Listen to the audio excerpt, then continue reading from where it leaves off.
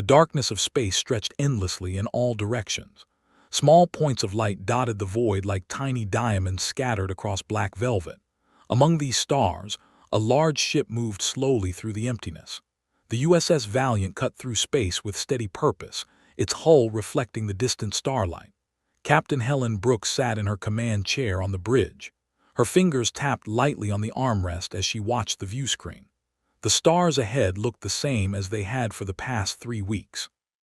This patrol route took them along the edge of human territory, far from Earth and the inner colonies. It was quiet out here, too quiet sometimes. "Status report," Helen said. Her voice was calm and measured. She had commanded the Valiant for 5 years now. In that time she had learned that most days in space were boring. The routine became familiar: check the sensors, monitor the systems, watch for anything unusual. Most of the time, nothing happened. Greg Palmer looked up from his tactical station. The first officer had served with Helen since she took command. He was a solid officer, reliable and smart. "All systems normal, Captain. No contacts on sensors. Everything's quiet in this sector." Helen nodded. She expected that answer. This region of space sat between human territory and the nearest alien civilization.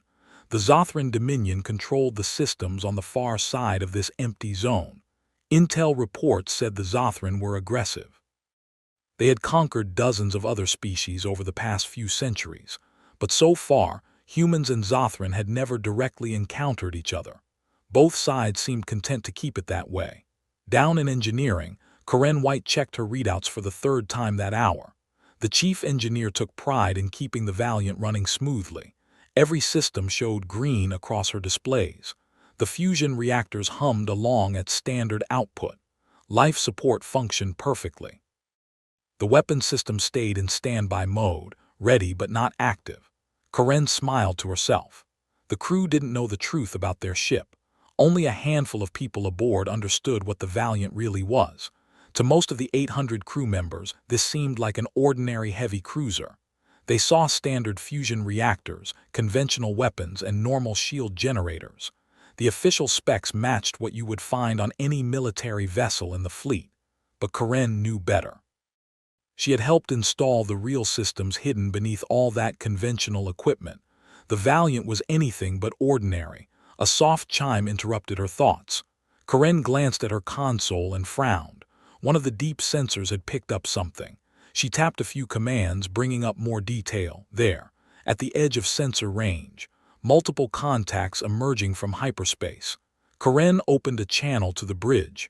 "Captain, we've got company." 12 ships just dropped out of hyperspace at bearing 270 Mark III. Distance is 4 million kilometers and closing. On the bridge, Helen sat forward in her chair. "Can you identify them?" "Negative, Captain. The computer doesn't recognize their configuration. Definitely not human design." Greg's fingers flew across his console. "Confirmed. 12 unknown vessels approaching our position. They're not broadcasting any identification signals." Helen felt her heart rate increase slightly. First contact situations were always delicate. Humanity had met a few other species out here among the stars. Some had been friendly, others had not. The key was staying calm and following protocol. "Red alert," she said quietly. "Battle stations, but keep weapons offline. I don't want to appear threatening." Throughout the ship, alarm klaxons sounded. Crew members rushed to their posts. In engineering, Corinne brought additional systems online.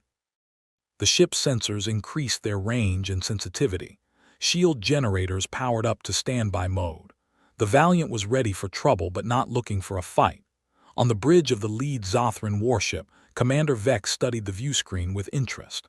The alien vessel ahead didn't look particularly impressive. It was large, perhaps half the size of his flagship, but size didn't always matter. He had encountered small ships with devastating weapons before. "Science Officer Krell, I want a full scan of that vessel," Vex ordered.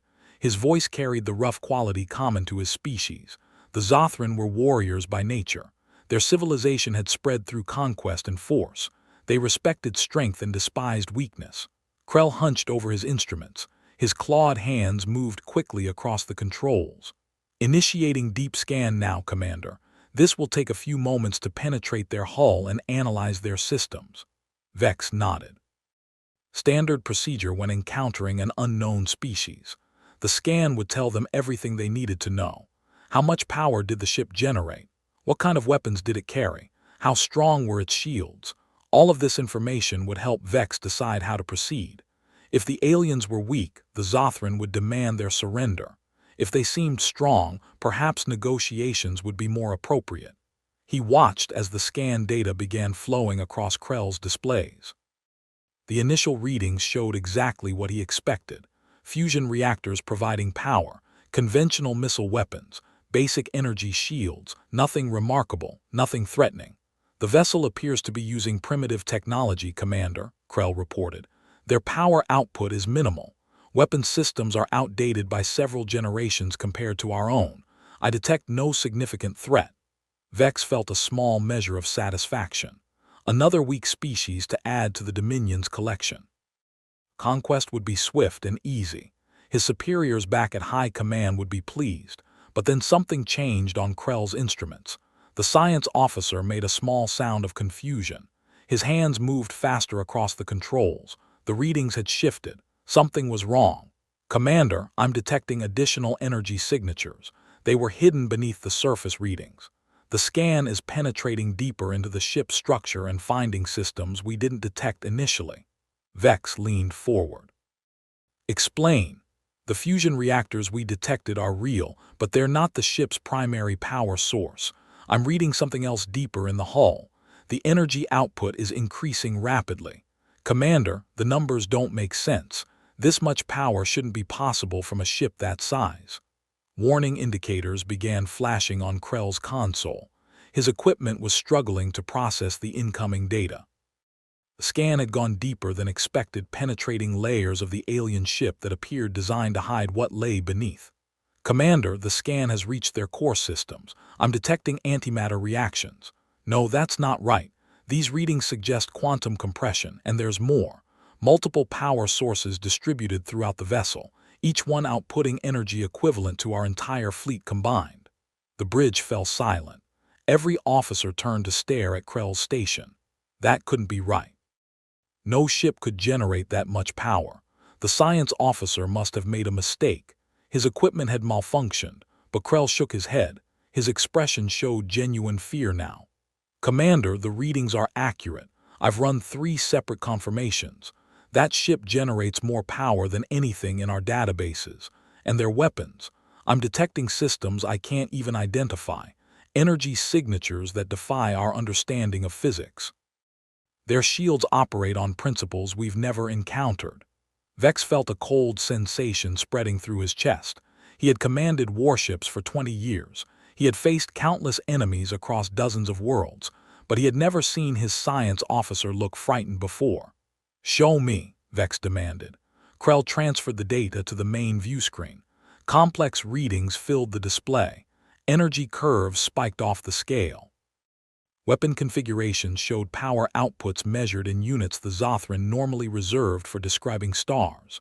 Shield harmonics operated across dimensions the Zothran had only theorized about in their most advanced research facilities. The tactical officer spoke up. His voice shook slightly.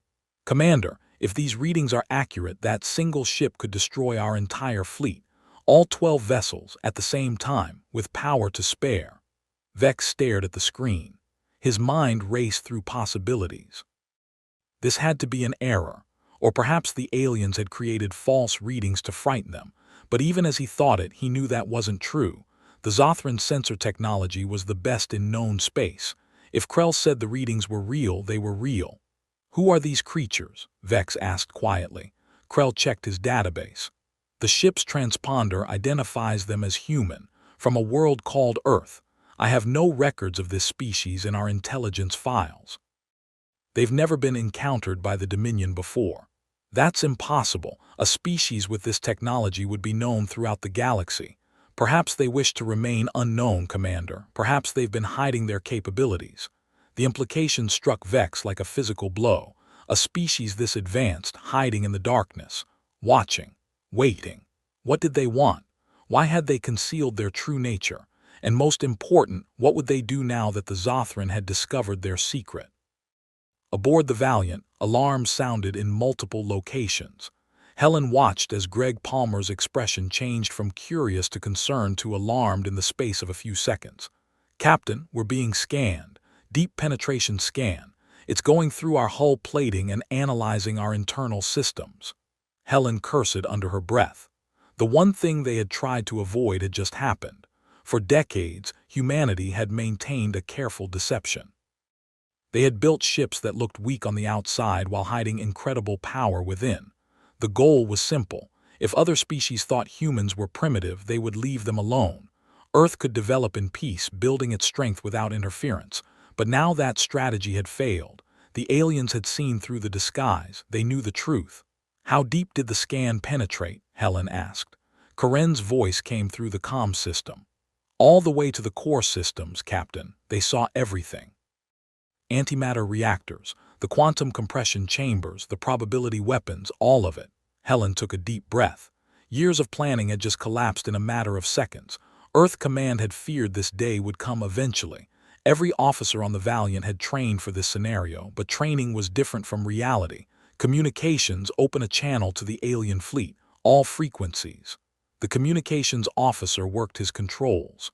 "Channel open, Captain." Helen stood from her chair. She straightened her uniform and faced the view screen. Whatever happened next would shape humanity's future among the stars. "Attention, alien vessels. This is Captain Helen Brooks of the United Earth Ship Valiant. You have just conducted an unauthorized deep scan of our vessel. This is considered an act of aggression under human law." She paused, letting her words sink in. "Your scan has revealed information we had chosen to keep private. However, since you now know the truth, let me be clear about your situation. This ship alone possesses enough firepower to eliminate your entire fleet in approximately 45 seconds. I'm not interested in fighting, but if you force the issue, you will not survive." On the Zothran bridge, Vex listened to the transmission. The human female spoke calmly without apparent fear. Her words were a simple statement of fact. She wasn't threatening. She was explaining reality.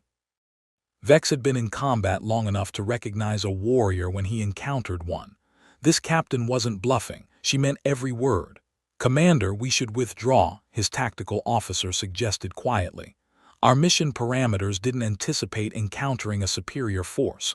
We have no strategic objective that justifies suicide." Vex knew his officer was right, but Zothran culture made retreat difficult. They were predators, warriors. Backing down from anyone, especially a species they had never heard of, would bring shame. His superiors would question his courage. His crew would lose respect for him, but dying for pride seemed equally foolish. Before Vex could respond, one of his junior officers made the decision for him. Torax was young, barely into his second decade of service. He had joined the crew only months earlier, and like many young Zothran, he had been raised on stories of their species' greatness. The idea of retreating from anyone was unthinkable to him. Torax's hand moved to his weapons console. He keyed in a firing solution and launched a plasma torpedo before anyone could stop him. "Torpedo away," Torax announced proudly. "Glory to the Dominion." Every officer on the bridge turned to stare at the young fool. Vex felt ice form in his veins. They had just attacked a vastly superior enemy. Everything the human captain had said about avoiding conflict no longer mattered. Torax had started a war. The plasma torpedo streaked across space. It was one of the Zothran's most powerful weapons. The warhead carried enough destructive force to crack a small moon. Against most ships, it would be devastating. Aboard the Valiant, warning alerts sounded. Greg Palmer called out the incoming threat. "Torpedo inbound. Impact in 15 seconds. Helen watched the tactical display. One of the alien ships had fired on them. So much for avoiding conflict. "Maintain shields at current level. Let it hit us. I want them to see what they're dealing with." Karen's voice came through the comm. "Captain, are you sure? We could shoot it down easily." "No, let it come. Sometimes a demonstration is worth more than words." The seconds counted down. The bridge crew watched tensely. They trusted their captain, but watching a weapon approach without defending against it went against every instinct. The torpedo struck the Valiant's shield's dead center. For a brief moment, energy flared around the impact point. Brilliant light filled the view screen, then it faded. When visibility returned, the Valiant hung in space exactly as before, completely undamaged. The shields hadn't even flickered. Helen allowed herself a small smile. Communications, make sure the aliens have a clear view of our ship. They're watching, Captain. Good. Greg, drop the masking protocols. Show them what we really are. Greg hesitated only a moment. Aye, Captain. Dropping masks now. Throughout the Valiant, systems that had been concealed for years came online. The outer hull panels began to shift. Layers of ordinary-looking armor plating slid aside. Beneath them, crystalline matrices became visible. These structures channeled energy from the ship's core to every part of the vessel. Additional sections extended from the main hull. Weapon ports opened along the entire length of the ship, hundreds of them, each one capable of unleashing destruction that would have seemed impossible moments before. The Valiant seemed to grow larger as its true form emerged from beneath the disguise. Energy readings spiked across every spectrum. The power flowing through the ship became visible to the naked eye.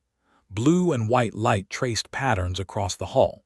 The space around the Valiant seemed to shimmer as the ship's shields reached full strength. These weren't ordinary force fields.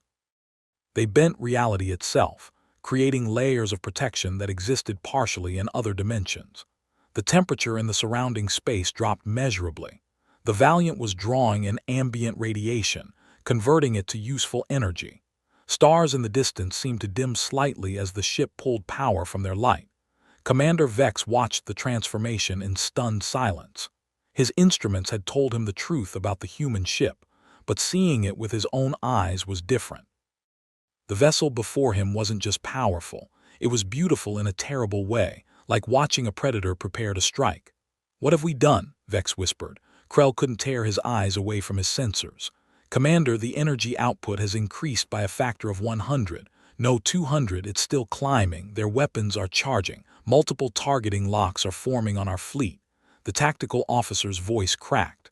"Commander, we need to do something, now." But what could they do? Running would take time. Their ships weren't fast enough to escape whatever the humans had. Fighting was pointless. Surrender seemed like the only option, but would the humans accept it after Torex's attack? Helen stood on her bridge, hands clasped behind her back. She watched the alien fleet carefully. They hadn't moved, hadn't fired again. They were frozen, trapped between pride and survival. "Greg, target their weapons systems. All 12 ships. Show me firing solutions, but don't launch yet." Palmer worked quickly. "Targeting locks acquired, ready to fire on your command." Helen opened the channel again. Her voice remained calm, but now it carried an edge of steel. "Alien vessels, one of your ships fired on us. That was a mistake. As you can see, your weapons are no threat to us. However, our weapons are very much a threat to you." She let that sink in for a moment. "I am going to demonstrate what happens when you attack humanity. Watch carefully." Helen pointed to a spot of empty space far from both fleets. "Greg, select a target, make it something impressive." "How about that asteroid, Captain? The large one at bearing 352. Helen looked at the tactical display. The asteroid was roughly 5 kilometers across, a solid chunk of rock and metal floating in the darkness. "Perfect. Fire when ready." Greg's fingers moved across his console. One of the Valiant's main weapons came online. The ship's entire frame vibrated slightly as enormous power flowed into the weapon system. On the exterior hull, one of the larger emitters began to glow. A beam of pure energy lanced out from the Valiant. It didn't look like a laser or a particle beam. The space the beam passed through seemed to crack, as if reality itself was breaking. The beam crossed millions of kilometers in less than a second. It struck the asteroid dead center. The asteroid didn't explode. It didn't shatter into pieces. It simply ceased to exist. One moment it was there, a massive chunk of ancient rock that had orbited in that position for millions of years. The next moment there was nothing, not debris, not dust, just empty space. But the weapon didn't stop there. The beam continued past where the asteroid had been. It punched through space-time itself. A rift opened in the fabric of reality. Through the tear, different stars were visible. The beam had created a window into another part of the galaxy, thousands of light-years away. The rift lasted only 3 seconds before it sealed. When it closed, space returned to normal, but everyone who witnessed it understood what they had seen. The humans hadn't just destroyed an asteroid. They had demonstrated the ability to tear holes in reality, to manipulate the fundamental forces that held the universe together. Aboard every Zothran ship, absolute silence reigned. Crew members stared at their screens in disbelief. Hardened warriors who had faced death countless times found themselves unable to speak. They had just watched a weapon that defied everything they thought they knew about physics and warfare. Torex, the young officer who had fired the torpedo, collapsed at his station. His body shook with tremors. What had he done? His act of bravado had nearly gotten everyone killed. And for what? To prove Zothran courage, to show strength. Instead, he had revealed their weakness. Had exposed how utterly outmatched they were. Vex found his voice, though it came out as barely a whisper. "Krell, did you record that?" "Yes, Commander. Every sensor we have captured the data, though I'm not sure our scientists will believe it." "Send it to High Command, immediately. They need to know what we've encountered." Krell transmitted the data. Within seconds, the information was racing through subspace toward the Zothran home systems. It would take hours to arrive, but when it did, everything would change. The Dominion's understanding of the galaxy had just been shattered. Helen watched the alien fleet. They still hadn't moved. Good. They were smart enough to recognize when they were beaten. "Open the channel again." "Channel open, Captain. Commander of the alien fleet, I don't know your name, I don't know your species, but I know you're a warrior. I can see it in how you handle your ships. So I'm going to speak to you as one warrior to another." Helen's voice softened slightly, but lost none of its authority. "My people, humanity, we didn't want this. We've been out here among the stars for decades. We could have conquered half the galaxy if we wanted, but we didn't. We chose to hide our strength, to appear weak and harmless. Do you know why?" She paused. "Because we wanted peace. We wanted to be left alone to develop our civilization without constantly fighting wars. We built overwhelming force not to conquer, but to ensure no one could threaten our home. Every human ship is like this one. Are stronger, much stronger." Vex listened to every word. Understanding began to dawn. The humans weren't conquerors, they were defenders. They had built themselves into an unbeatable force, not out of aggression, but out of fear. Fear that someone would do to them what the Zothran had done to dozens of other species. Helen continued. "Your scan revealed our secret. Now the galaxy will know the truth about humanity. That changes things. We can't hide anymore. So here's what's going to happen. You're going to take your ships and leave. You're going to return to your people and tell them what you learned here. Tell them that humans exist. Tell them we're powerful. And most importantly, tell them we don't want war, but if someone forces us to fight, we will end them." She leaned closer to the screen. "I'm offering you something precious, Commander. I'm offering you and your crew the chance to live, to go home to your families, to survive this day. All you have to do is leave. Power down your weapons, turn your ships around and go. Do we have an understanding?" On the Zothran bridge, every eye turned to Vex. The commander sat motionless for long seconds. He thought of his daughter studying at the military academy. She dreamed of following in his footsteps. If he died here, would she still join the fleet? Would she spend her life seeking revenge against an enemy she could never defeat? And what of his crew? These warriors had served with honor. They deserved to see their homes again. Their families deserved to see them return alive. Pride was important. Honor mattered, but wisdom mattered more. A warrior who died for nothing accomplished nothing. Vex made his decision. He opened a channel to his fleet. "All ships, this is Commander Vex. Power down weapon systems. Prepare to withdraw. We are leaving this sector immediately."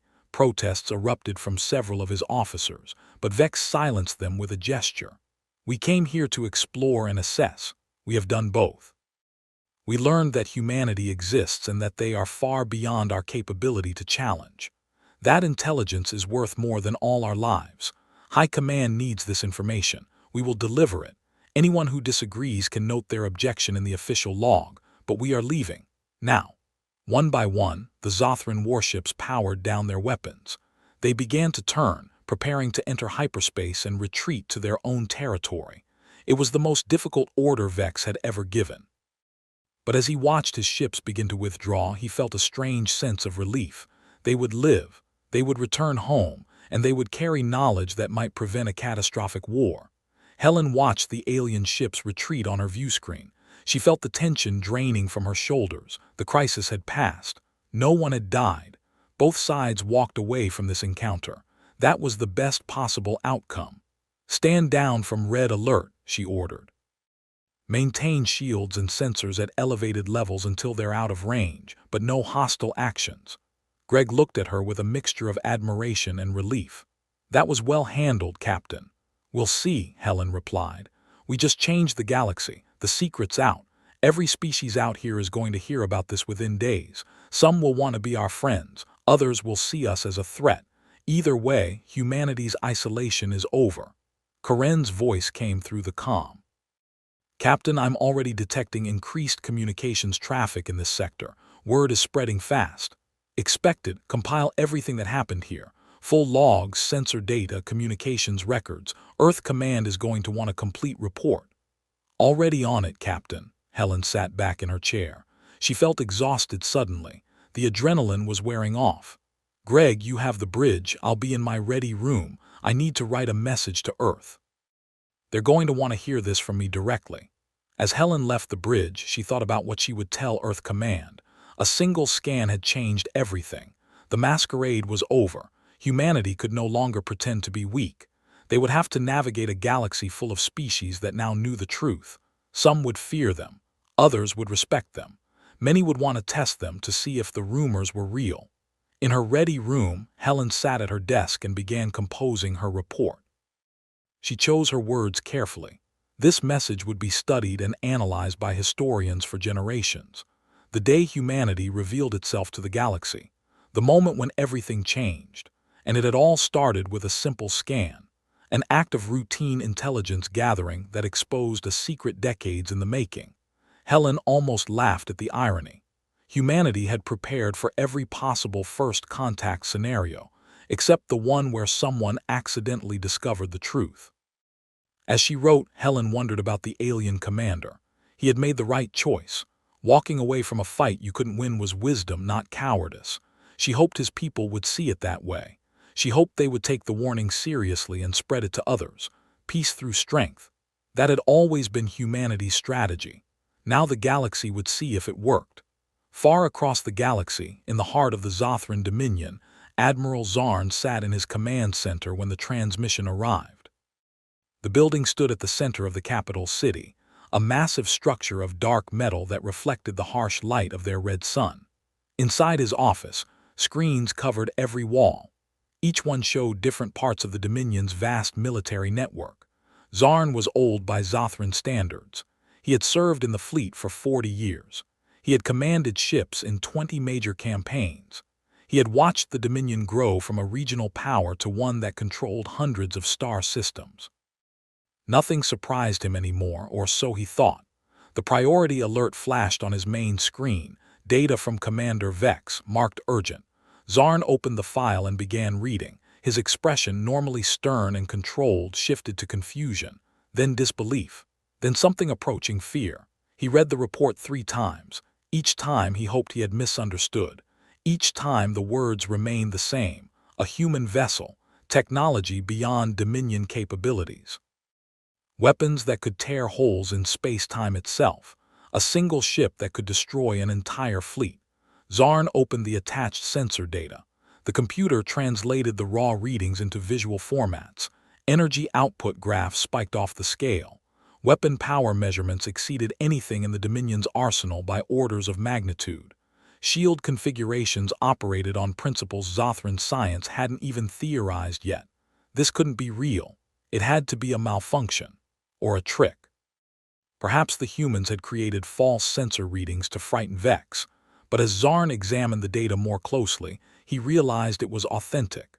The readings came from multiple ships using different sensor types. They all showed the same impossible truth. Humanity was far more advanced than anyone had suspected. They had been hiding in plain sight, pretending to be primitive while building weapons of incredible power. And now the secret was out. Zarn activated his personal communicator. Summoned the High Council. Emergency session. Immediate priority.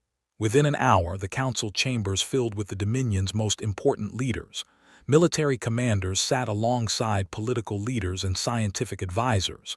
They all wore expressions of concern. Emergency sessions were rare and never brought good news. Zarn stood at the center of the chamber. He activated the holographic display.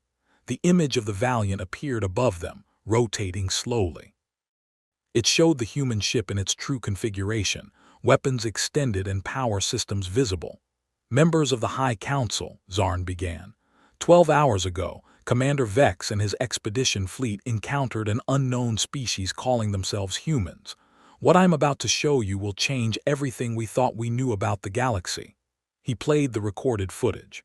The Council watched in silence as the Valiant transformed. They saw the weapons charge. They witnessed the demonstration as the human ship erased an asteroid from existence and tore a hole between 2 points in space. When the footage ended, the chamber remained silent. No one spoke.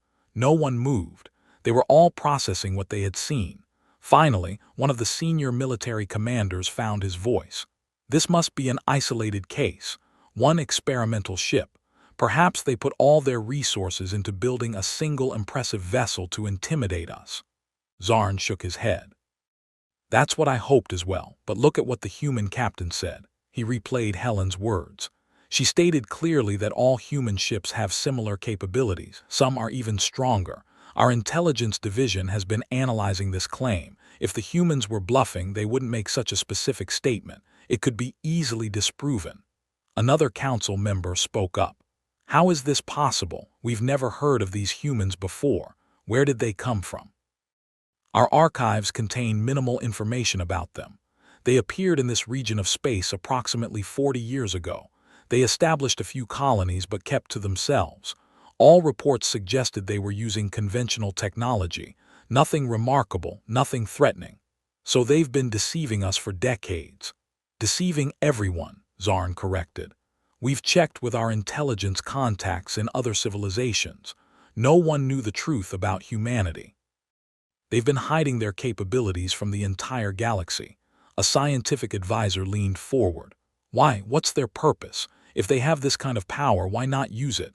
They could have conquered half the known galaxy by now." Zarn considered the question. He had been thinking about it since he first read Vex's report. The human captain explained it herself. They built overwhelming force to ensure their safety. Not to conquer, but to prevent anyone from threatening them. Think about it from their perspective. They emerge into a galaxy full of aggressive species like ourselves. They see the Dominion conquering other civilizations. They watch the endless conflicts between the Arkelian collective and various neighbors. What would you do in their position? "Hide," the scientific advisor said quietly. "Build strength in secret while appearing weak. Let everyone else fight among themselves while you grow powerful enough that no one can touch you." Exactly. Actually, a brilliant strategy, and it worked until now. The military commander who had spoken earlier stood up. "What are the implications for the Dominion? Are they a threat to us?" Zarn pulled up additional displays. "Our strategic analysis team has been running simulations since this data arrived. The results are sobering. If the humans decided to attack us, we couldn't stop them. Not with conventional forces. Even if we mobilized our entire fleet, the technology gap is too wide. We would need to develop entirely new weapon systems just to have a chance of defending ourselves. That would take years, maybe decades. So we're defenseless against them. Against an all-out attack, yes, but the humans gave us a gift.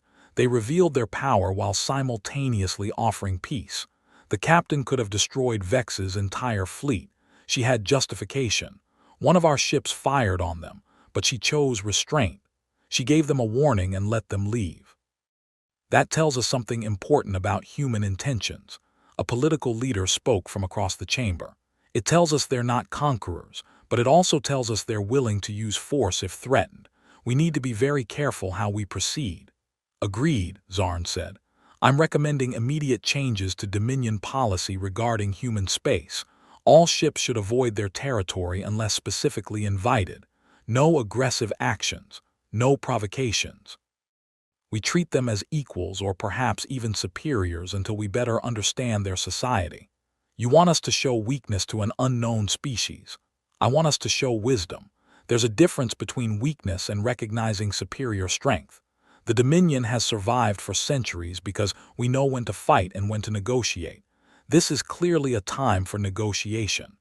The council debated for another hour. Various members proposed different approaches.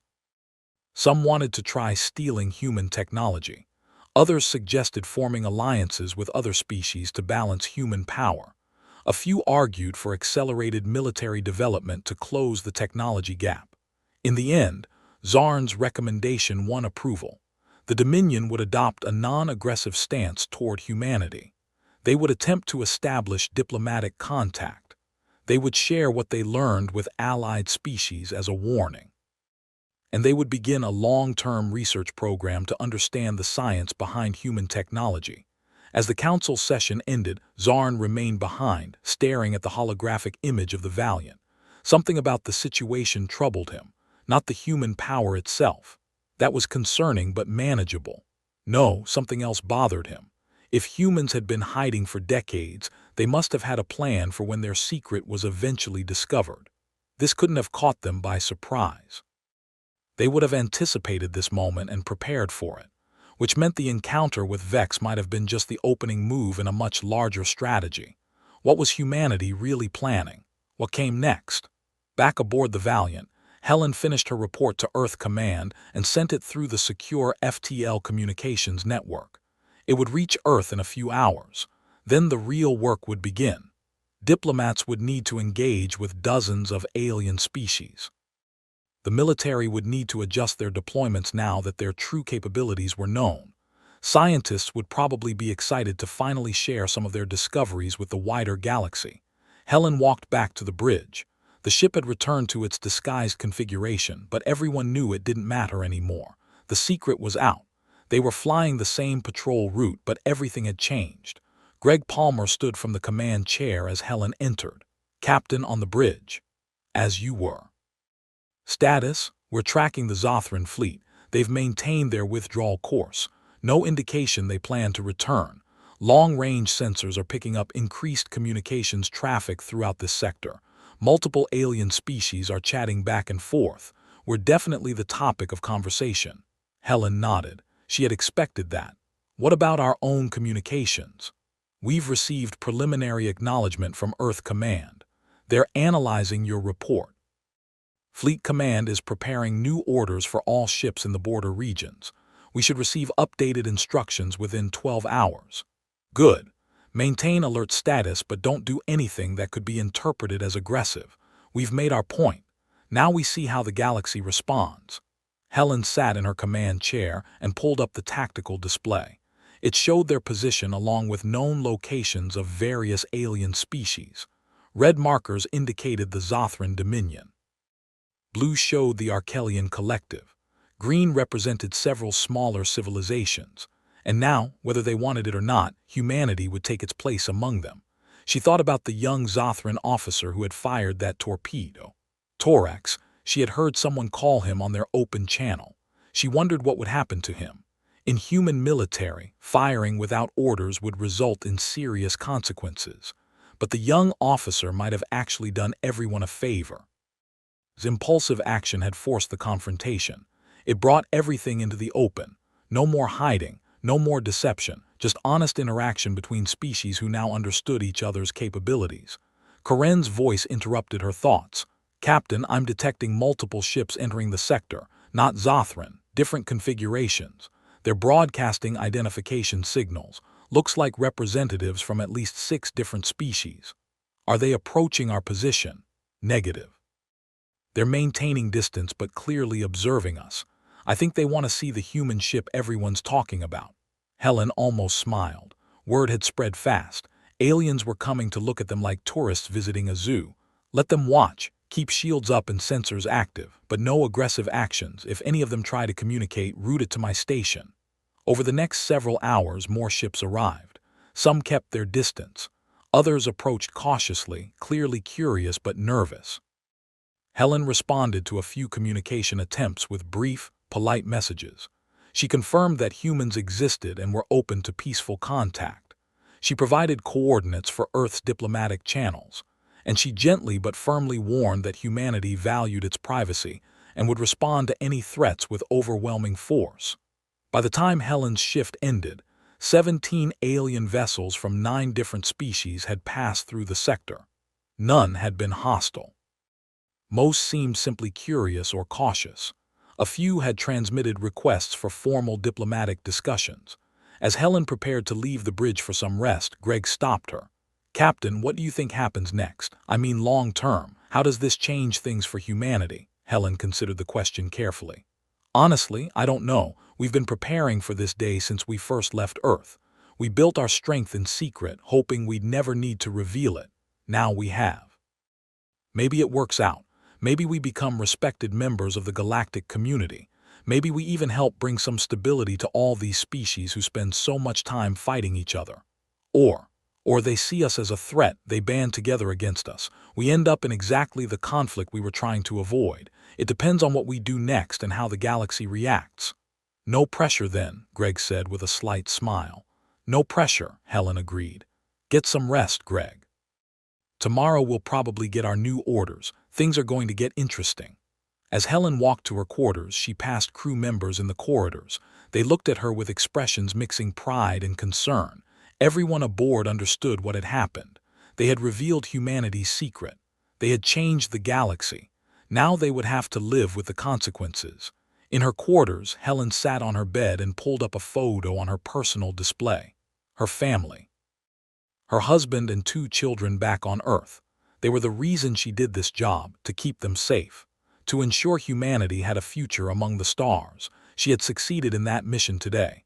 The Zothran knew humans were strong. They would spread that word to others. Future encounters would be different because of what happened here. Aliens would approach humanity with respect, not contempt. They would think twice before threatening human territory or colonies. But Helen also knew this was just the beginning. Revealing their power solved one problem while creating many others. Now humanity had to figure out how to use that power responsibly, how to interact with dozens of alien species as equals, how to maintain peace while remaining strong enough to deter aggression. These were questions far above her rank. Diplomats and politicians would make those decisions, but Helen and the Valiant would have to live with the results. They would patrol these borders, represent humanity to alien species, and potentially fight if diplomacy failed. Helen lay down, still in her uniform. She was too tired to change. Her mind replayed the day's events. The scan, the revelation, the demonstration, Commander Vex's wise decision to withdraw, the young officer's foolish attack, and Helen's choice to show mercy instead of vengeance. She wondered if she had made the right calls. Time would tell. For now, she needed rest. Tomorrow would bring new challenges, new opportunities, new dangers. As Helen drifted toward sleep, her last conscious thought was simple. The galaxy had learned the truth about humanity. Now everyone would see what kind of species humans really were. Not conquerors, not victims, just people trying to survive and thrive among the stars.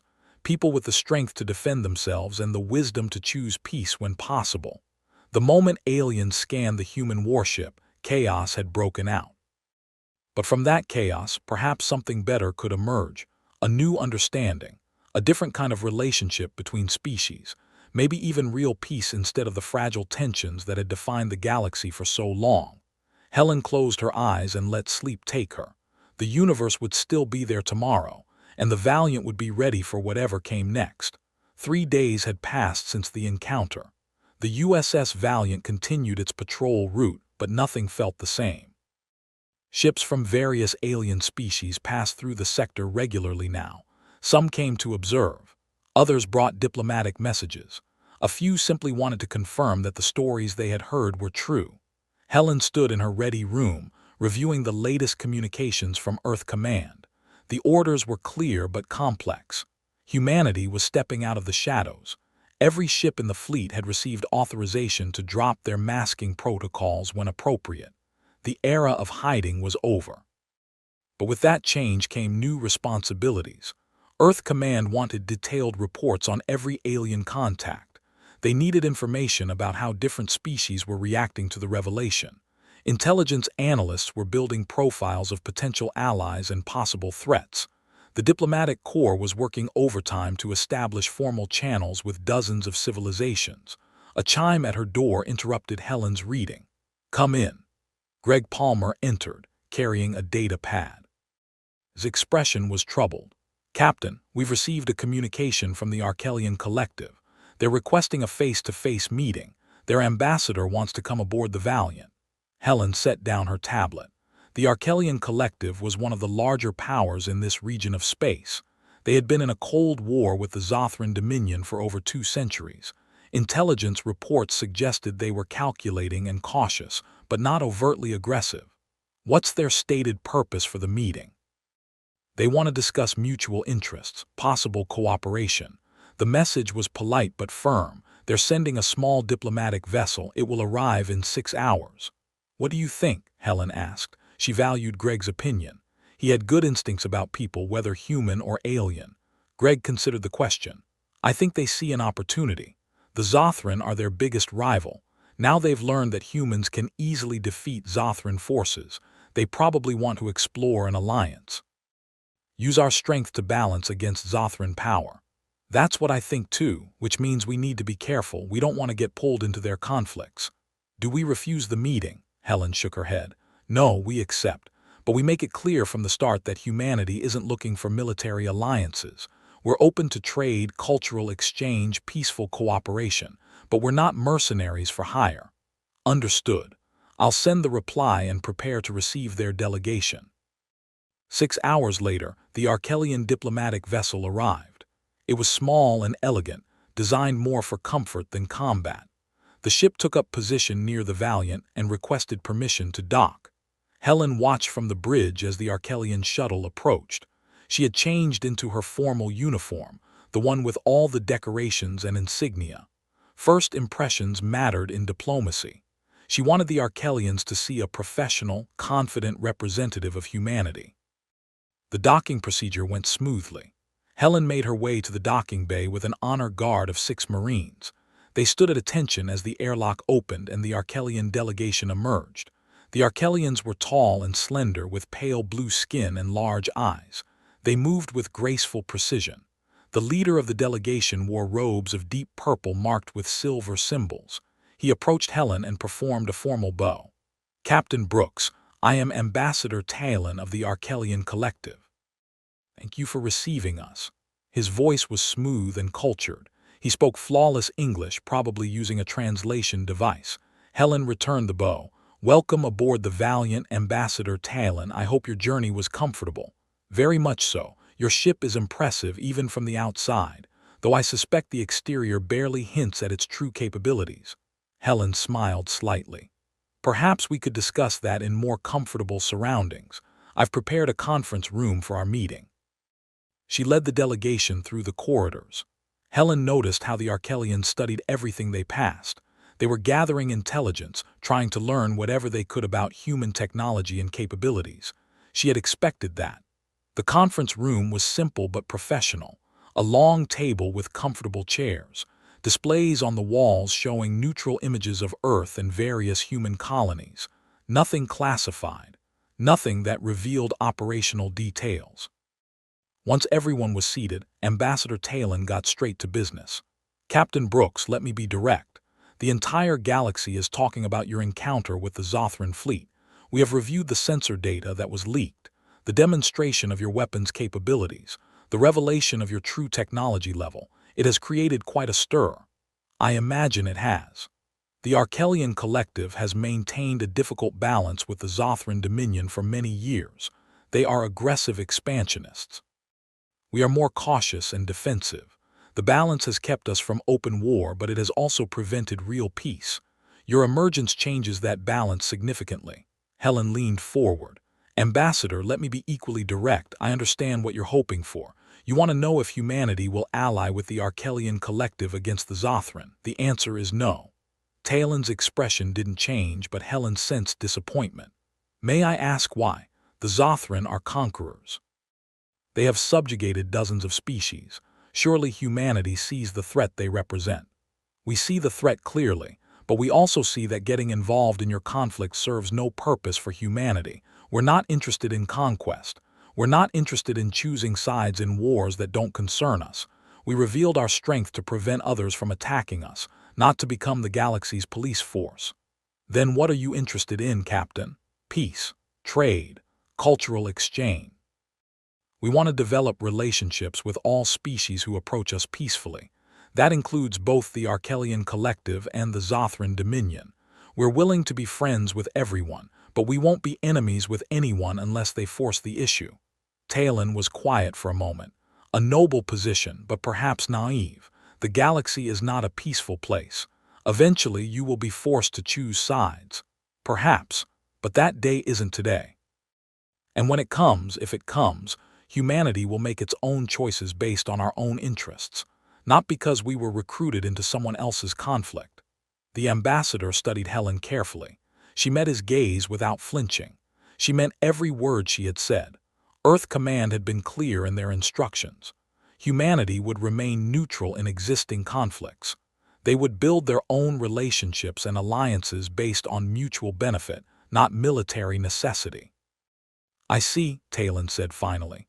Then perhaps we can discuss other forms of cooperation, trade agreements, scientific exchanges, cultural programs.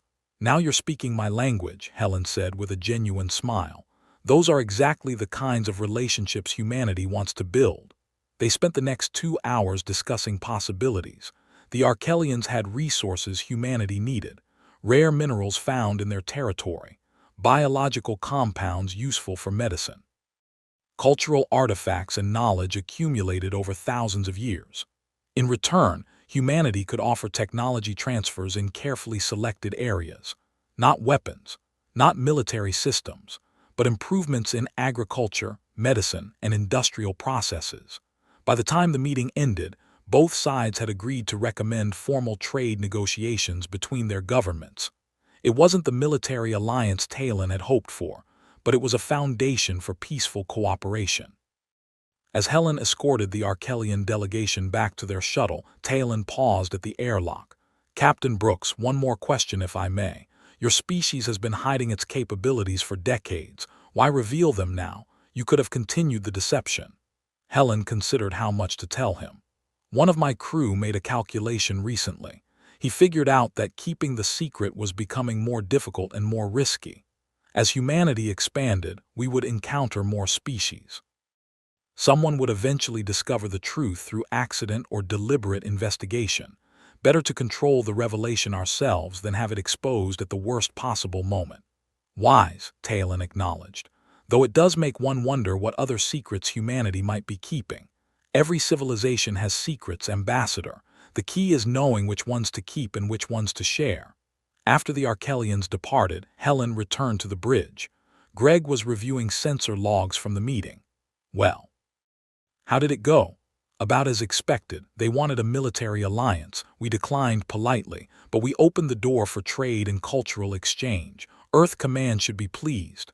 That's one down. We've got 3 more diplomatic requests waiting. The Venturi Republic, the Kuresh Coalition, and someone calling themselves the Independent Traders Alliance. Helen sighed. Schedule them, spread them out over the next week. And make sure intelligence runs background checks on all of them before the meetings. The next few days followed a similar pattern. Diplomatic delegations arrived. They met with Helen. They expressed interest in various forms of cooperation. Some were genuine. Others were clearly fishing for information or trying to manipulate humanity into their own conflicts. Helen handled each meeting with the same approach. Polite but firm. Open to peaceful cooperation. Absolutely refusing any military entanglements. It was exhausting work but necessary. Humanity was establishing its position in the galactic community. These early interactions would shape relationships for decades to come. Meanwhile, back in Zothran space, Commander Vex faced his own challenges. He had returned to the Dominion capital to report directly to the High Council. The meeting had been difficult. Some council members praised his wisdom in withdrawing. Others questioned his courage. A few suggested he should have fought despite the odds. Vex had defended his decision calmly. He explained that dying for pride would have accomplished nothing. Surviving to bring back intelligence about humanity served the Dominion's interests. The debate had gone on for hours, but eventually the council accepted his reasoning. Now Vex had a new assignment. The High Council had created a special division focused entirely on humanity. Their mission was to learn everything possible about human culture, technology, and intentions. Vex would lead this division. His experience from the encounter made him the logical choice. Vex sat in his new office, reviewing everything humanity had released publicly since the revelation. They had established diplomatic channels. They published basic information about Earth and human colonies. They offered trade opportunities in specific sectors. But they revealed very little about their military capabilities or strategic thinking. Torax, the young officer who had fired the torpedo, entered the office. He had been reassigned to Vex's division as Vex requested. The young warrior needed guidance, not punishment. His mistake had nearly cost everyone their lives, but it had also provided valuable intelligence. "Commander, I've compiled the reports you requested. Analysis of all human diplomatic contacts in the past week. They've met with 7 different species. In every case, they refused military alliances but offered trade agreements." Vex studied the data. A pattern was emerging. Humanity wanted economic and cultural relationships. They avoided military commitments. They positioned themselves as neutral parties who would trade with anyone but fight for no one. "It's a clever strategy," Vex said. "They make themselves valuable to everyone while threatening no one." Every species in the galaxy wants access to human technology, but humans will only share non-military knowledge. They keep their weapons secrets while building peaceful relationships. "Do you think it will work?" Torax asked. "In the short term, yes, but eventually someone will test them. Someone will try to steal their technology or attack their colonies. Then we'll see what humans really are. Are they truly committed to peace, or are they just waiting for the right moment to conquer?" "What do you think, Commander?" Vex thought about Captain Brooks, her calm demeanor, her willingness to show mercy, her clear warning about the consequences of aggression. "I think they mean what they say. They built strength to protect themselves, not to conquer others, but they will defend their interests ruthlessly if pushed. The galaxy needs to understand that balance." On Earth, in the headquarters of the United Earth Government, officials worked frantically to manage humanity's sudden prominence. Every day brought new diplomatic requests, trade proposals, scientific exchange programs, cultural missions. The tiny diplomatic corps that had managed relations with a handful of known species suddenly needed to deal with dozens. Admiral Patricia Cole commanded the military response to the new situation. She sat in a planning meeting with representatives from every branch of Earth's armed forces. The agenda was simple but daunting. How does humanity defend itself now that everyone knows the truth? "The good news," Cole began, "is that the revelation seems to be working as intended. We're not seeing mass panic.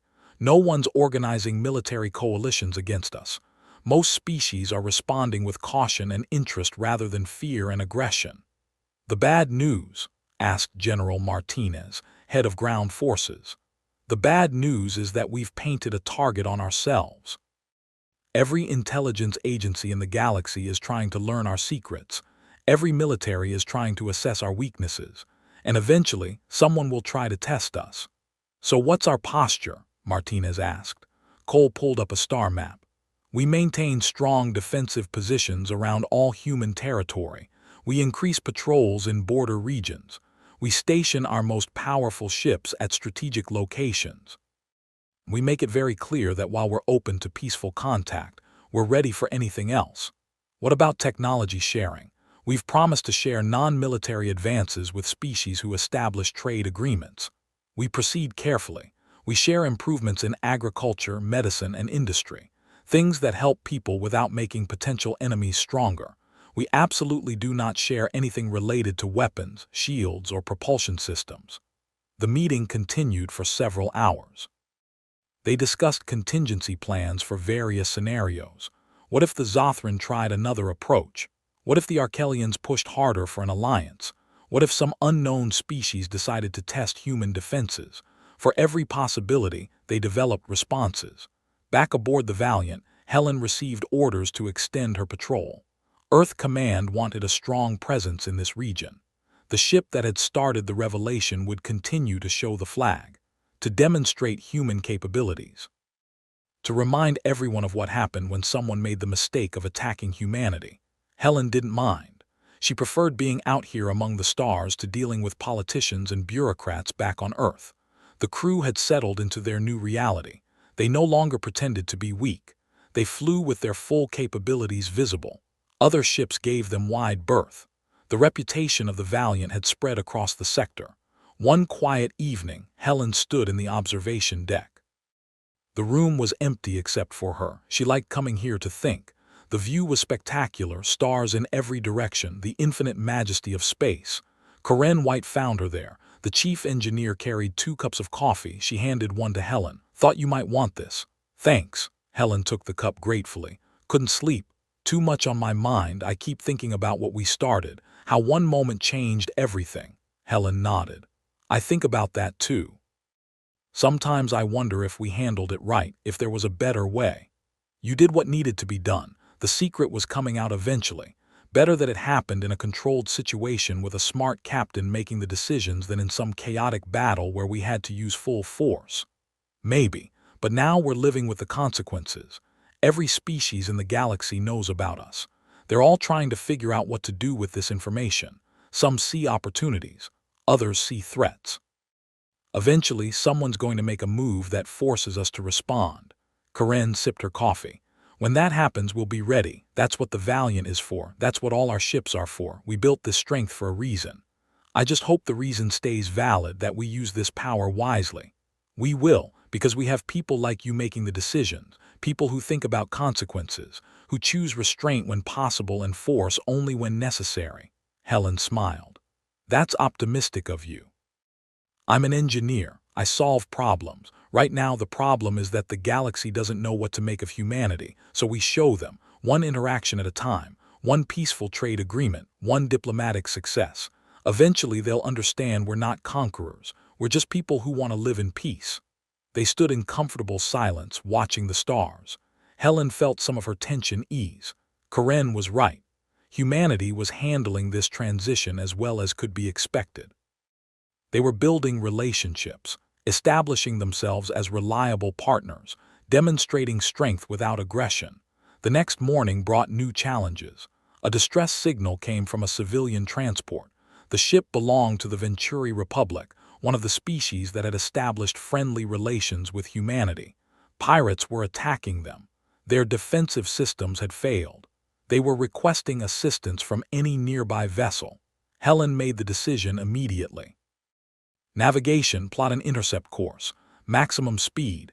Tactical, prepare weapons but hold fire until we assess the situation. The Valiant leaped forward. Its powerful engines pushed the ship to speeds that would have seemed impossible weeks ago. They covered the distance to the distressed vessel in minutes instead of hours. When they arrived, the situation was clear. 3 pirate ships surrounded the Venturi transport. They had disabled the transport's engines and were preparing to board. The pirates used older military vessels, probably stolen or purchased on the black market, dangerous enough to threaten a civilian ship, completely inadequate against the Valiant. Helen opened a channel. "Pirate vessels, this is Captain Helen Brooks of the United Earthship Valiant. You are attacking a ship under distress protocols. Cease your actions immediately and withdraw. This is your only warning." One of the pirate ships responded. The captain appeared on screen. He was from a species Helen didn't recognize. Reptilian features with cold eyes. "Human ship, this doesn't concern you. Leave now and no one gets hurt." "I'm afraid I can't do that. The ship you're attacking has a valid distress signal. International law requires me to respond. Power down your weapons and prepare to be taken into custody." The pirate captain laughed. "You think one ship can take all 3 of us? Even a human ship?" "We've heard the stories, but stories don't stop plasma torpedoes. Last chance, stand down or be disabled." "Try it, human," Helen nodded to Greg. "Disable their weapons and engines, non-lethal force." What happened next would be talked about across the sector for months. The Valiant didn't fire traditional weapons. Instead, it emitted a pulse of energy that washed over all 3 pirate ships simultaneously. The pulse was precisely calibrated. It disrupted power systems without causing structural damage or harming the crews. In seconds, all 3 pirate vessels went dark, their weapons offline, their engines dead. Their life support still functioning, but everything else shut down. They drifted helplessly in space, completely disabled by a single attack from the Valiant. Helen opened a channel to the Venturi transport. "This is Captain Brooks. The pirates have been neutralized. Are you in need of assistance?" The Venturi captain's relief was obvious. "Yes, Captain, our engines need repairs. We have injured crew members. We're defenseless." "Understood. We're dispatching repair teams and medical personnel. Sit tight. We'll have you operational within a few hours." Helen then contacted the nearest Venturi military station. "This is Captain Brooks of the Valiant. We have 3 disabled pirate vessels in custody at these coordinates. We're protecting a damaged Venturi transport. Request you send security forces to take custody of the prisoners and patrol vessels to escort the transport to safety." The response came back quickly. Venturi forces would arrive within 4 hours. In the meantime, the Valiant's crew worked to repair the transport and provide medical care. Helen's Marines boarded the pirate ships to secure the crews and prevent any escape attempts. By the time the Venturi military arrived, the situation was completely under control. The transport was repaired and ready to continue its journey. The pirates were disarmed and contained. No one had died, though several pirates had injuries from when their ships lost power suddenly. The Venturi commander thanked Helen personally. "Captain Brooks, on behalf of the Venturi Republic, I express our deepest gratitude. You saved lives today. You demonstrated the very best of what humanity claims to represent. This will not be forgotten." Helen nodded. "We were happy to help. I hope this shows that humanity's friendship is worth having. We may not offer military alliances, but we will come to the aid of any peaceful ship in distress." After the Venturi vessels departed with the pirates in custody, Helen called a meeting of her senior staff. They gathered in the conference room, everyone looking tired but satisfied. "That went well," Greg said. "We protected innocent civilians, stopped pirates without killing anyone, and strengthened our relationship with the Venturi. Earth Command should be pleased." "They will be," Helen agreed. "But this also shows something important. Everyone's watching us now. How we handle situations like this will define how the galaxy sees humanity. We need to be consistent, strong but fair, willing to help but not trying to control everything." Karen spoke up. "Do you think it will always be this clear-cut? Pirates attacking civilians is easy. Everyone agrees they're the bad guys. But what happens when the situation is more complex? When both sides have legitimate grievances? That's what worries me," Helen admitted. "Eventually we'll face a situation where there's no clear right answer, where intervening helps one side but angers another, where staying neutral feels like abandoning someone who needs help. Those will be the hard calls." "We'll deal with those when they come," Greg said. "For now, let's focus on what we did right. We showed strength and compassion. We proved that human power can be used for good. That's a win." The next few weeks followed a similar pattern. The Valiant continued its patrol. They encountered various situations that required intervention. A territorial dispute between 2 minor species, a natural disaster on a colony world, a medical emergency that required specialized equipment. In each case, Helen and her crew responded with competence and compassion. They helped when they could. They stayed neutral when involvement would have made things worse. They demonstrated that humanity could be both strong and wise. Word spread. Stories about the Valiant circulated through the sector. Some were accurate, others were exaggerated. A few were completely fabricated, but all of them contributed to humanity's growing reputation. The species that appeared from nowhere with overwhelming power. The people who hid their strength until forced to reveal it. The civilization that chose peace but could wage devastating war if necessary. In the Zothran capital, Commander Vex watched these developments closely. His intelligence division had become the foremost experts on humanity in the Dominion. They tracked every human ship movement. They analyzed every diplomatic contact. They tried to understand the pattern behind human behavior. Vex met regularly with Admiral Zarn to discuss their findings. At one such meeting, Zarn asked the question that had been bothering both of them. "Commander, what do humans really want? We've been studying them for weeks now. We understand their capabilities. We've analyzed their diplomatic strategies, but I still don't understand their ultimate goal." Vex had thought about this question constantly. I believe they want exactly what they say they want, to be left alone to develop their civilization in peace. Everything else flows from that core desire. They built overwhelming force so no one could threaten them. They offer trade and cooperation to make themselves valuable. They intervene in clear cases of injustice to show they're not just powerful but also principled. It all serves the same purpose, creating conditions where humanity can exist peacefully among other species. That's it. They don't want to conquer, to dominate, to reshape the galaxy according to their vision. I don't believe so. Of course, that could change. Future generations of humans might have different goals, but the current leadership seems genuinely committed to peace, with strength to back it up. Zarn nodded slowly. Then the Dominion needs to adjust our own strategies. We can't treat humans as potential conquest targets. They're too powerful, but we also can't ignore them. They're too influential, so we need to find ways to coexist. I recommend we focus on trade and cultural exchange. Show humans that the Dominion can be a responsible partner. Over time, build enough trust that they might consider security cooperation. Not an alliance against others, but mutual defense agreements. Agreed. Begin working on proposals, something the High Council can present to human diplomats. Back aboard the Valiant, Helen received a surprise communication.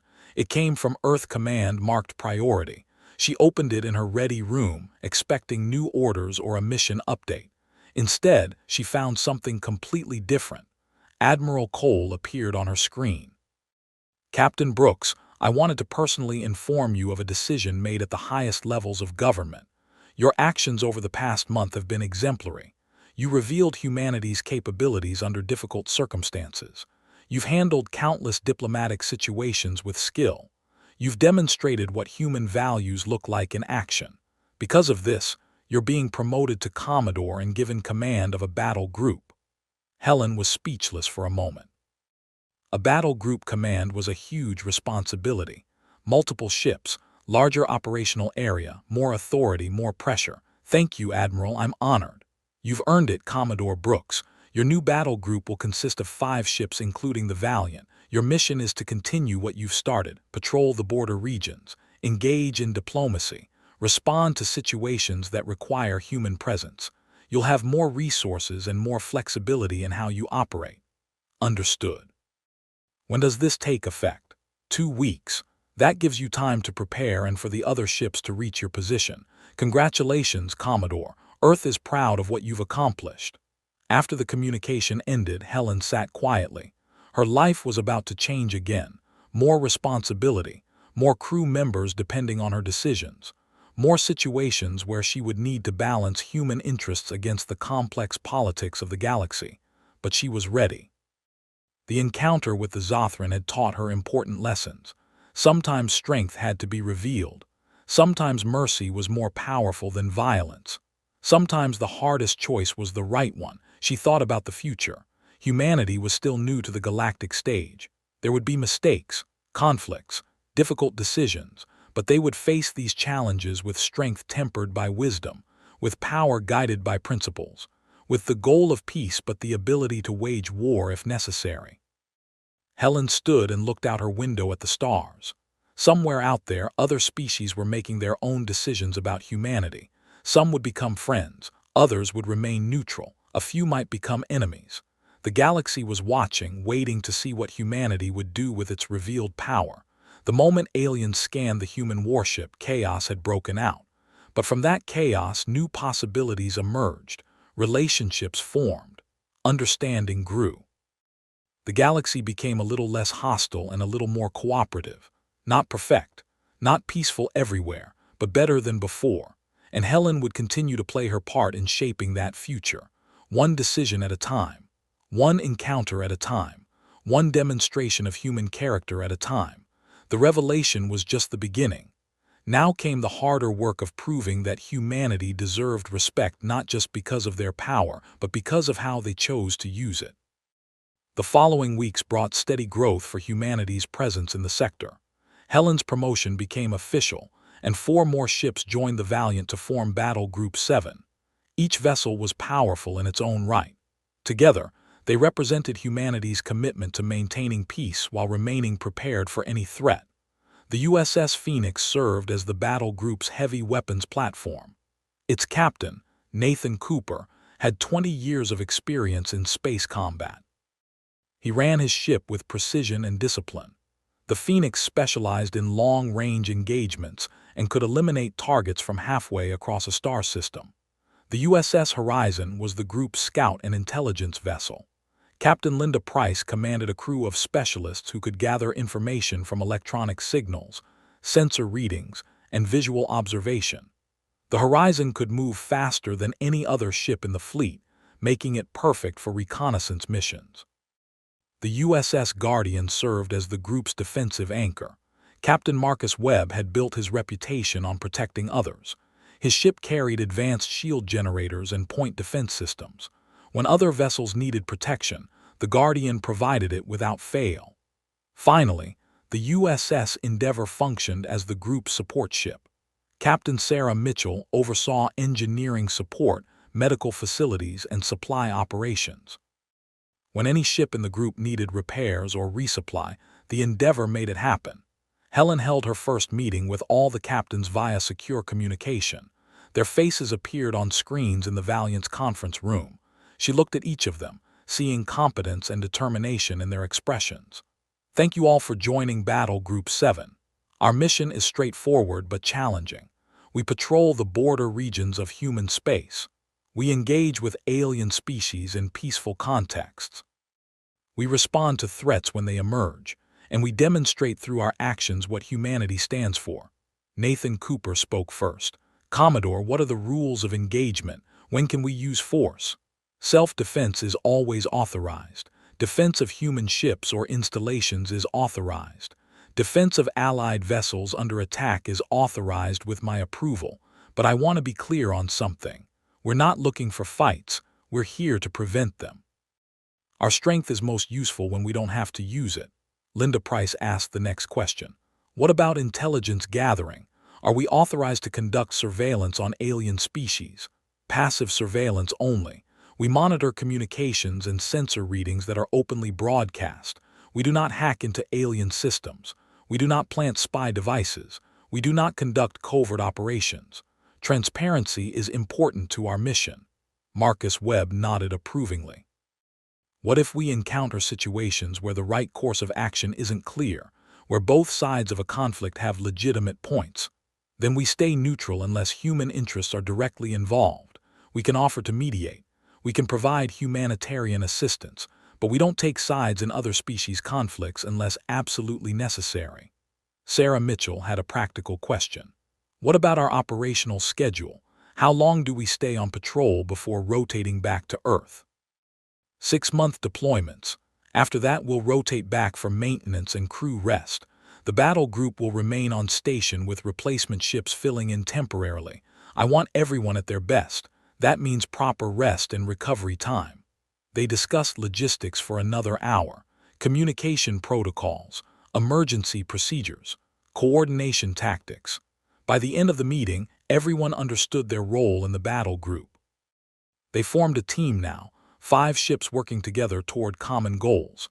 Helen's first major test as battle group commander came 2 weeks later. Intelligence reports indicated a potential conflict brewing between 2 species in a neighboring sector. The Qresh Coalition and the Branthai Federation had been arguing over resource rights in an asteroid belt. Tensions were rising. Ships from both sides had deployed to the area. Helen called a staff meeting. All her captains attended, either in person or via communication link. She displayed the tactical situation on the main screen. 2 fleets facing each other across an asteroid field. Neither had fired yet, but both were in attack positions. This could go bad quickly, Nathan Cooper observed. If shooting starts, both sides will suffer heavy losses. Do we have any relationship with either species? Helen asked. Linda Price consulted her files. We've had minor trade contacts with the Qresh. Nothing significant with the Branthai. Neither species is hostile to humanity, but neither is particularly friendly either. So we have no obligation to intervene.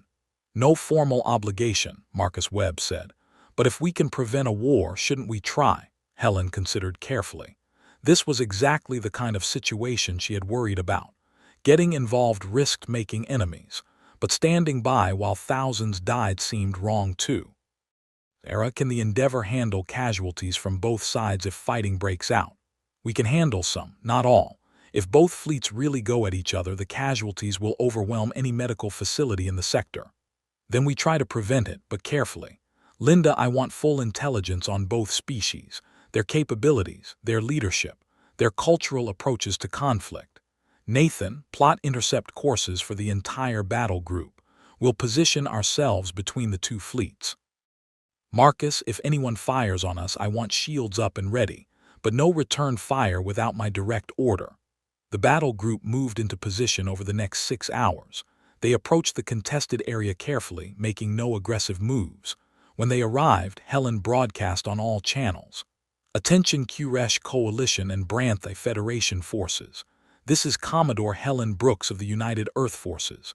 We have no claim on this territory. We have no interest in your dispute. But we are concerned that conflict here will result in unnecessary loss of life on both sides. We request both fleets stand down while we facilitate negotiations. The response from the Qresh came first. Human vessel, this matter does not concern your species. We ask that you withdraw. The Branthe commander sent a similar message. We appreciate your concern, but this is a matter between the coalition and the Federation. Outside interference is not welcome. Helen had expected these responses. Neither side wanted to look weak by accepting help, but neither wanted to reject humanity's offer outright. They knew what happened to species who attacked human vessels. I understand your positions. However, I'm going to make you both an offer. We will establish a neutral zone in this asteroid belt. Neither of your fleets will enter it for 72 hours. During that time, representatives from both sides will meet on my ship to discuss the resource dispute. We will facilitate the discussion but not impose solutions. If you can't reach agreement in 72 hours, we withdraw and you do what you must, but at least you'll have tried negotiation before resorting to violence. Silence followed for several minutes. Helen waited patiently. Both commanders were probably consulting with their governments. This kind of decision went beyond local authority. Finally, the Qresh commander responded. We accept your proposal. But we expect the Federation to negotiate in good faith. The Branthe commander agreed moments later. We also accept, though we doubt the coalition will be reasonable. Helen allowed herself a small smile. Excellent. Both fleets will withdraw to positions at least 100,000 kilometers from the asteroid belt. Representatives will arrive on the Valiant in 6 hours. Come prepared to discuss your positions and potential compromises. Over the next 3 days, Helen hosted some of the most difficult negotiations she had ever witnessed. The Qresh and Branthe had legitimate grievances on both sides. The asteroid belt contained rare elements both civilizations needed. Historical claims overlapped. Economic interests conflicted. Cultural differences complicated every discussion. Helen served as moderator, not mediator. She kept the talks moving. She prevented them from devolving into shouting matches. She asked questions that forced both sides to consider the other's perspective, but she never told them what to do. That had to come from them. On the third day, exhausted representatives from both sides finally reached an agreement. The asteroid belt would be divided into sections. The Qresh would have primary rights in areas with certain mineral compositions. The Branthe would control regions with different resources. Both sides would share information about asteroid movements and potential hazards.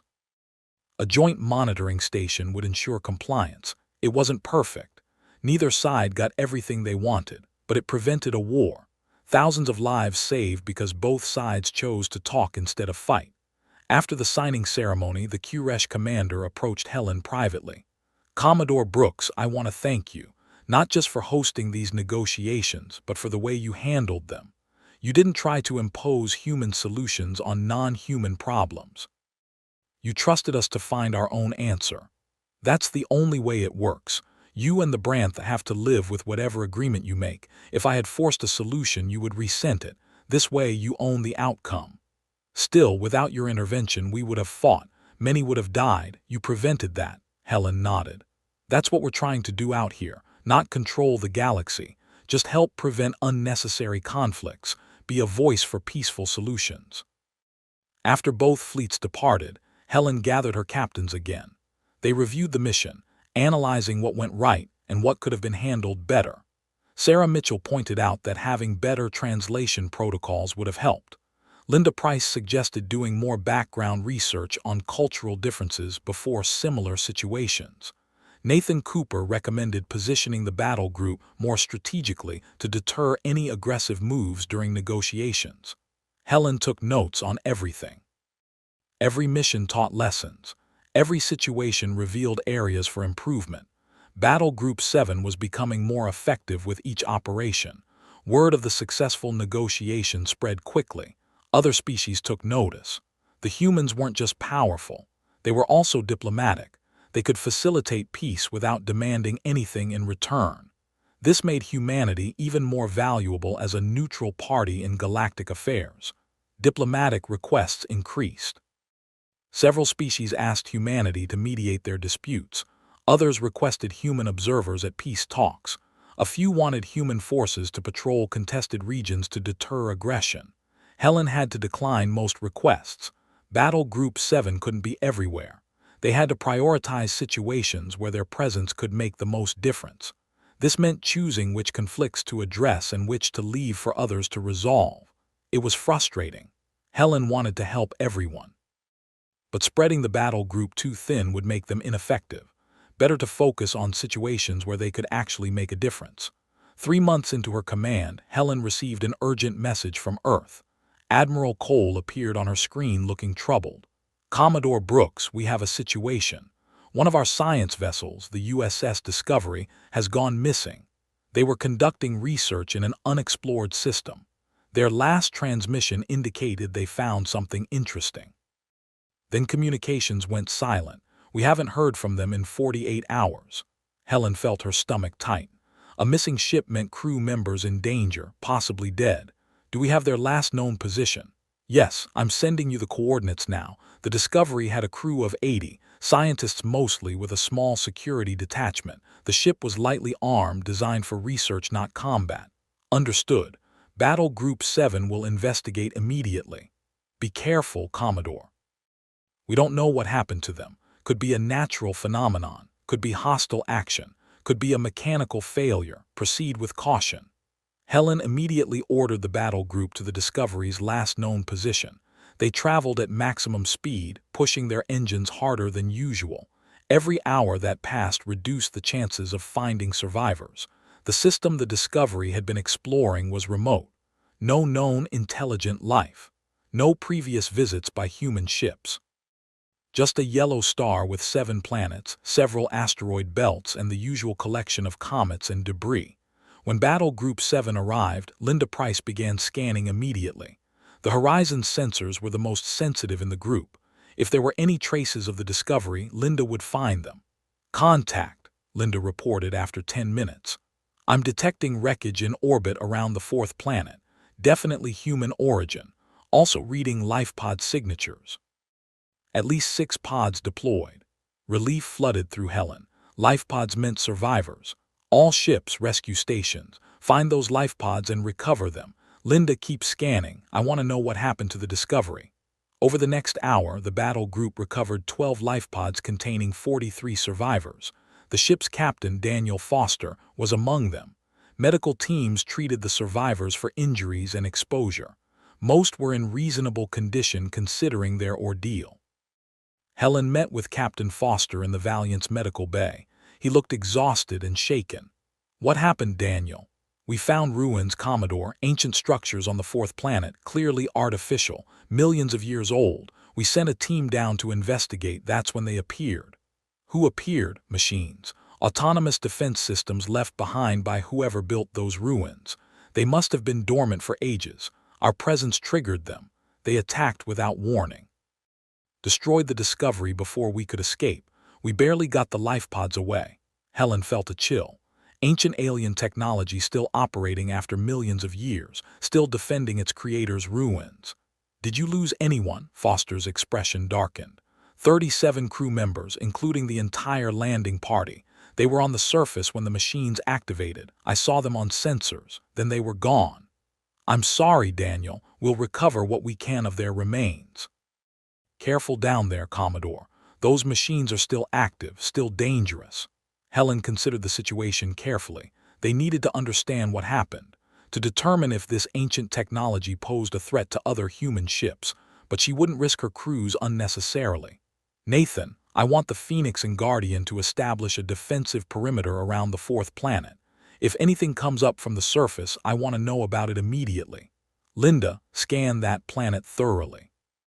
Find those defensive installations. Map their capabilities and locations. Sarah, take the Endeavor and recover the Discovery's wreckage.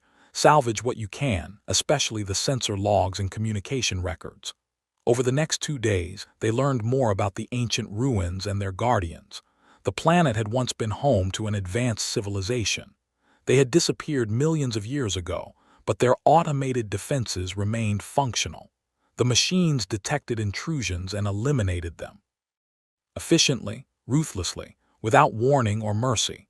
Helen faced a difficult decision. The ruins represented an incredible archaeological find. Humanity could learn valuable information about this ancient civilization, but the defensive systems made any investigation extremely dangerous. Was the knowledge worth the risk? She consulted with her captains and with the surviving scientists from the Discovery. Everyone agreed the ruins were important. But they also agreed that current technology wasn't adequate to safely explore them. The defensive systems were too sophisticated, too quick, too lethal. Helen made her recommendation to Earth Command: quarantine the system, mark it as hazardous, return when humanity developed better countermeasures for the ancient technology. Don't risk more lives in a premature attempt to explore the ruins. Earth Command accepted her recommendation. The system was marked on all navigation charts as restricted. Warning buoys were deployed. Future missions would be better prepared. Captain Foster and his survivors were transported back to Earth aboard the Endeavor. Foster faced an inquiry about the loss of his ship. Helen testified on his behalf. Foster had followed proper protocols. The attack had come without warning from technology no one knew existed. He couldn't have prevented it. The inquiry cleared Foster of wrongdoing. But Helen knew he would carry the weight of those lost crew members for the rest of his life. That was the burden of command, making decisions that affected other people's lives, living with the outcomes. The incident with the Discovery reminded everyone that space remained dangerous. Humanity might be powerful compared to other known species, but the galaxy held mysteries that predated all current civilizations, ancient technologies, unknown phenomena. Threats that no amount of firepower could completely eliminate. Helen sat in her ready room late one evening, reviewing reports. 6 months had passed since she took command of Battle Group 7. 6 months of diplomatic missions, rescue operations, and representing humanity to the galaxy. 6 months of successes and failures, of lives saved and lives lost. Greg Palmer entered with 2 cups of coffee. He had been promoted to full commander and now served as Helen's executive officer for the entire battle group, not just the Valiant. Thought you might want this. Thanks. Helen accepted the cup gratefully. What's on your mind? I was thinking about how far we've come. 6 months ago, we were just a single ship revealing humanity's secret. Now we're a battle group. We've prevented wars, saved lives, built relationships with dozens of species. We've made a real difference out here. We've also lost people, the Discovery's crew, those sailors who died when we couldn't reach them in time. Every success comes with costs. True, but that doesn't diminish what we've accomplished. We're changing how the galaxy works, showing that power doesn't have to mean domination, that strength can serve peace instead of war. Helen smiled slightly.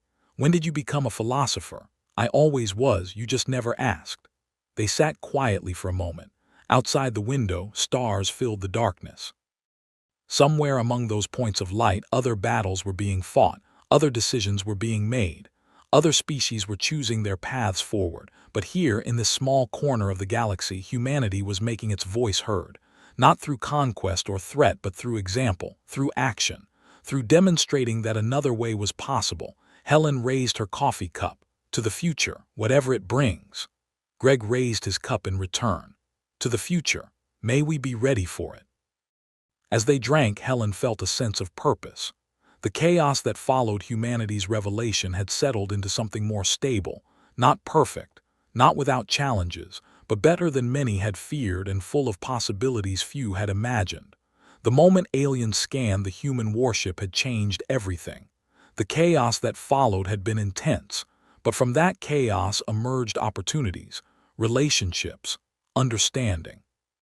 A path forward that no one could have predicted but many could work toward together. Helen set down her empty cup and returned to her reports. There was always more work to be done, more situations to evaluate, more decisions to make, but she faced them with confidence now. Battle Group 7 had proven itself. Humanity had proven itself. The galaxy was learning that humans could be trusted, that their power served principles worth respecting. The future remained uncertain. But Helen was ready to face it, one day at a time, one decision at a time, one mission at a time, building the kind of galaxy where all species could coexist, where power and wisdom went hand in hand, where chaos could be transformed into order through patience, strength, and unwavering commitment to doing what was right.